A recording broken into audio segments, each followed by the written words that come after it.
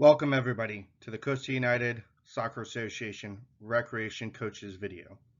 My name is Dan Mowry. I'm the Executive Director for Coastal United Soccer Association. Before we get started, I'd like to say a big thank you to everybody who volunteered their time to help us coach this season and provide opportunities for the youth in our community to play and enjoy sport. Thank you. Coastal United's recreation program is fortunate to be sponsored by Academy Sports and Outdoors, and La Casetta Italian Cuisine. With these sponsors, they allow us to help better program and provide more opportunities for the players within our club. So we'd like to say a big thank you to them for helping us provide opportunities. In this video, we will discuss several different topics. We will go over our preseason, which starts at the end of regular registration, our season, which starts with our first game, our recreation showcase sponsored by Academy Sports and Outdoors, how we deliver information through the club through our team manager app, Twitter, Facebook, and Rained Out, to let everybody know when fields are closed, when games are canceled, if a game has been changed, and then finally dealing with COVID.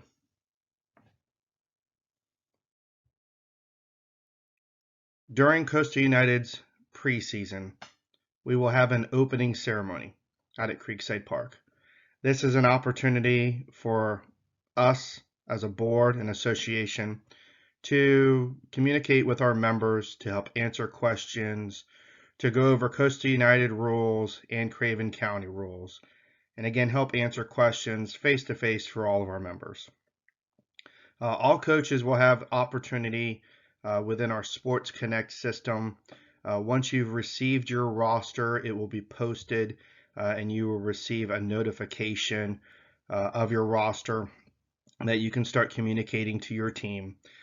Communication, we highly recommend that all of our coaches use the Team Manager app. The Team Manager app connects with our registration in terms of sending notification to members. It provides the schedule. You can input your practice schedule in there. It provides a chat room for you to communicate with the members on your team. You can put in there assigned tasks. You can ask folks to RSVP for games and practices so you know who is coming and who is not coming to games, so you can be prepared ahead of time. Once practices have started, we will work on our schedule. Once schedules are posted, everybody, including coaches, will receive an email letting them know that schedules have been posted. And the nice thing about our system is as games are coming up, it will automatically send a reminder to those members of the team. If for some reason we have to change a game due to some scheduling conflicts, again, it will notify the members of the team anytime a schedule is changed that impacts them. We do recommend that each of you have a parents meeting at your first practice. Having opportunity to get in front of your parents, introduce yourself, let them know a little bit about you, and the opportunity that you have to volunteer for their kids, and just give some basic information. Have other parents help with tasks such as snacks or drinks or things of that sort during halftime or at the end of games. At that parents meeting, we also ask that you go over maybe a few rules that you would have for your team.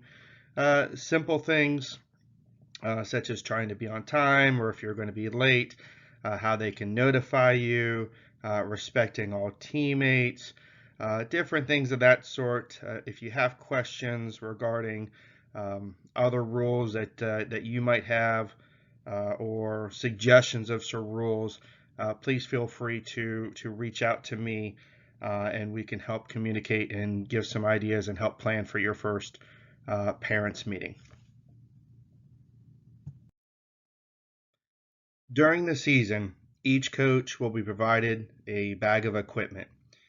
In the bag, you will find cones, you will find training vest for your teams, and a soccer ball as well for a player who might have forgotten their soccer ball at home. All players should be bringing a soccer ball to practice, but in the event that someone might forget one, we have an extra one in there for you. Practices, our kickers division, our 5s and 6s, will practice one night a week. All other divisions will practice 2 nights a week. Games are held on Saturdays. From time to time, we may add a Friday night game in, or possibly a midweek if games are canceled on a weekend or need to be made up for some reason. Weather conditions, obviously at some point in time throughout the season, Mother Nature is going to challenge us with weather. We have an alert system that will notify our members the moment we know that the fields are closed. We work really well with Craven County Parks and Rec, and our alert system will allow us to communicate with our members. If they signed up through the Rain Alert system or follow us on Facebook, they will be able to check weather status. If nothing is posted, then that means fields are open. Obviously, there's times where Mother Nature will, right at 5 o'clock or 5:30, or right before practices start, decide to provide us some challenges. You, as a coach, always have the opportunity to cancel a practice if you feel it is in your players' best interest. So there may be days where the sun is shining and we had a hard rain and the fields are flooded or have standing water and we're unable to play. So just know that it's not just whether it's raining outside, it's actually the conditions of the field. There are times when it's raining that we still may be able to be out in the fields, but some teams may choose not to do so. We will also communicate with all of our members, parent, coach, player expectations. Our biggest expectation is respect to everybody and for everybody to do their job. The parent's job is to bring the kids to practice and games and cheer them on and make sure they're fed and support them. The coach's job is to guide the players, provide a fun, safe environment. And then the player's job is to go out, play, and have fun. And if each of us do our jobs, everything will be just fine. It's when the parent tries to do the coach's job, or the player tries to do the parent's job or the coach's job, that we end up getting ourselves in trouble. So we will communicate that with our members as we go through our opening ceremony, and communicate through emails as the season starts to start. On the screen, you will see a chart of our different divisions, our age groups, game times for each age group, number of players, additional rules, ball size, and referee involved in each one of those. Please feel free to pause the video, take some notes. We will also send this in an email for your reference. Starting off with our kickers division, they will play 4 8-minute quarters. We ask that coaches play either 3v3 or 4v4, not going beyond the 4v4, making sure that there's plenty of space for players to play on the field. But if both teams only have 4 players that show up on that day, both coaches can talk and have a conversation. And if they choose to go 3v3 and give a player a break, then that is fine. At that age group, there is no heading of the ball. They use a size 3 ball, and the referees are actually the coaches. This gives coaches the opportunity to be on the field with players to help guide them. Some of the simple rules are when the ball goes out of bounds. At this age group, we ask them to kick it in, and that helps to provide any confusion of when they can use their hands and when they can't use their hands. It's easier for this age group if we just say you can't use your hands and just use your feet to kick the ball in when it goes out of bounds, whether it's a goal kick, a corner kick, or it is a start after a goal or halftime or quarter start.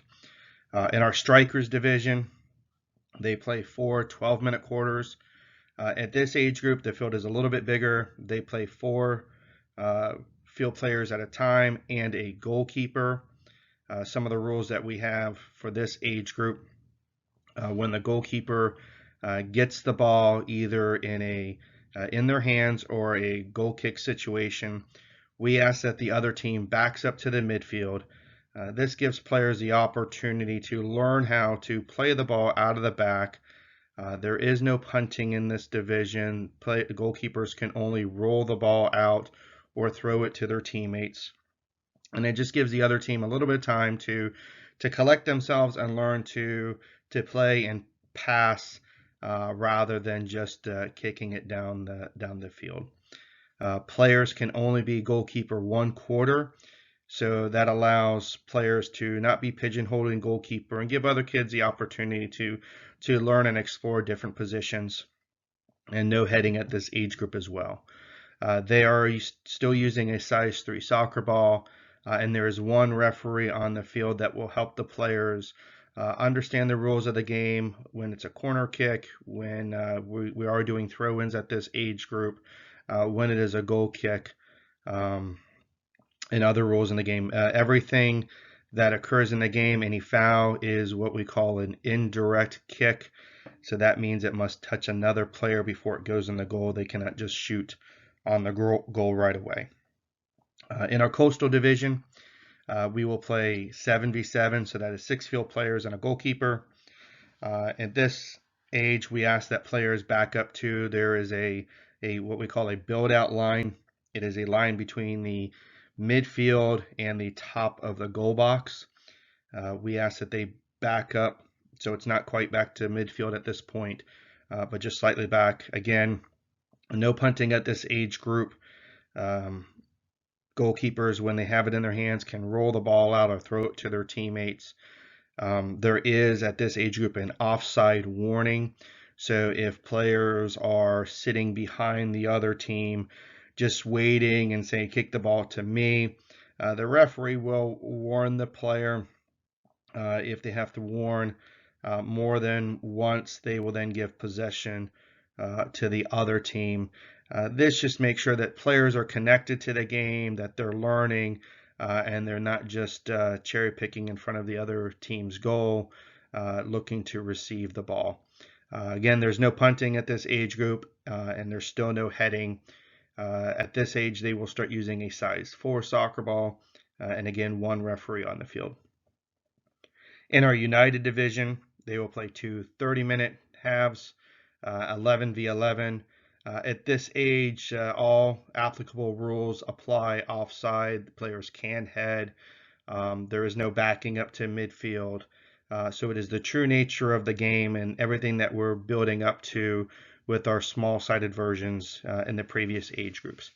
At this age, they start using a size 5 soccer ball, and there will be 3 referees on the field.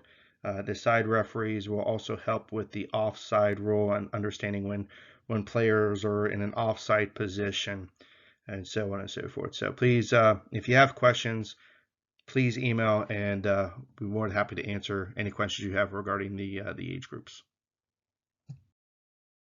At Coastal United, we deliver information in a variety of different ways. General information about our association or upcoming registrations, information to our members, will go out through our Sports Connect email system, Facebook, and Twitter. Regarding weather conditions, field closures, that information will go out through our rained out alert system. Parents can receive an email immediately if there is a closure in the fields. We will also post that information up on Facebook and Twitter. And again, we highly recommend that all of our coaches use the Team Manager app to help directly communicate with their team It will have schedule in there. It is a chat room, so parents can connect with you directly and don't have to worry about finding phone numbers or the text chat or anything of that sort. So we highly recommend that our coaches use that information. Once we post rosters, it will automatically populate those that are on your team. It will send them an invite to your team manager app and your team manager team. At the end of our season, we will have our Recreation Showcase sponsored by Academy Sports and Outdoors. Our U5-6 Kickers division will still play one game as they've traditionally done all season long. All other age groups will then play 2 games just to give them a little bit something extra at the end of the season to have a little bit of fun and change it up just a little bit from the normal season. We will also have medals for our younger divisions. And then as a coach, after your last game, you'll be able to hand in your equipment. We can then clean the gear, count it, and prepare it for the next season. Unfortunately, right now with sports, we are still dealing with the impacts of COVID-19. Below are just a few reminders to help as your teams are practicing and playing games to prevent the spread of COVID-19. Make sure that that coaches and players and parents are just checking symptoms. If a player is not feeling well, they should stay home just as a safety precaution. When you're doing your practices, try to prevent players from standing close in lines. Try to have activities and games that have players moving, have them have the opportunity to each have a soccer ball. You can play a variety of different games. We know with some age groups that's less likely to happen, but try to keep that in the back of your mind that as players are moving, there's a less likelihood that COVID will spread. Save the celebrations, avoid the huddles, the celebrations, the high fives. What we recommend to all of the teams is at the end of the game, instead of your traditional handshake, that both teams line up and face each other and give each team a little clap to celebrate their efforts in the game and to say good game and thank you for playing. Limit contact, and again, encouraging coaches and players and parents to just minimize how closely they get to individuals as you're talking with them or touching them. And again, limiting high fives and handshakes and huddles. And then reminding players not to share their stuff, their water bottle, any of their personal gear, as much as they can help keep their stuff separate. They can do so. Soccer balls are not as much of a concern because the ball should be at their foot and not necessarily in their hands. But here's just a few reminders of things to help prevent the spread of COVID. As a coach, when we look to deal with COVID, there are a few things that we would like for you guys to keep in mind and help us with to again prevent the spread of COVID-19. As players are coming to practice and games, ask how they're feeling, communicate with parents, and again, anybody who is not feeling well should not come to practice, should not come to games. Also, please keep a log of players attending practices. If you're using the Team Manager app, there is a function in there for RSVP that coaches will be able to edit, so you can track which players came to practice on that day, which ones did not. So in the event that a player would test positive, we would be able to easily communicate with those individuals that were on practice on that day. Ensure players have their own equipment, water, ball, sanitizer, just anything that they need for their day to make sure that they have their own equipment and that they're not sharing, especially personal items like water. We ask that coaches handle the equipment, the cones, just kind of collecting. Players are able to use pennies. If you're handing them out, we ask that you try to minimize how much you are switching the equipment from one person to another, avoiding huddles, big parent conferences. Obviously, we're outside, so you can just ask folks to kind of help spread out a little bit so you can communicate with everybody. And then after that, just have a fun, positive experience with the players. Keep them all moving. The players and parents will look towards you guys in terms of guidance and what they should do in certain scenarios. If you have any questions, always feel free to reach out and we can help guide everybody and get them the information that they need. As we still continue to deal with COVID, a few things that we will ask parents to do. This information will go out to all of our members so they are aware. But as coaches, we just want to make sure you know what we're asking parents and players to do. So again, if their child is healthy and symptom free, they can attend training and games. If they are showing symptoms, we ask them to stay home. We ask them to consider not carpooling or very, very limited. Make sure that they're washing their child's clothes before every training, making sure that they have all their proper equipment. If a child does test positive for COVID-19, that they let us know immediately what the testing date is and what the date of symptoms were, so we can then notify any individual that may be impacted or been exposed to the person who tested positive. And then make sure that all the players have their own personal sanitizing products if they choose to use them. For players, we ask them to be honest and work with their parents to let them know how they're feeling each day, and the willingness to just take a temperature if they're not feeling well. Make sure that they are primed and ready to go for practice and games. Wash hands before and after training. Try to avoid touching your face. Again, bring sanitizing products.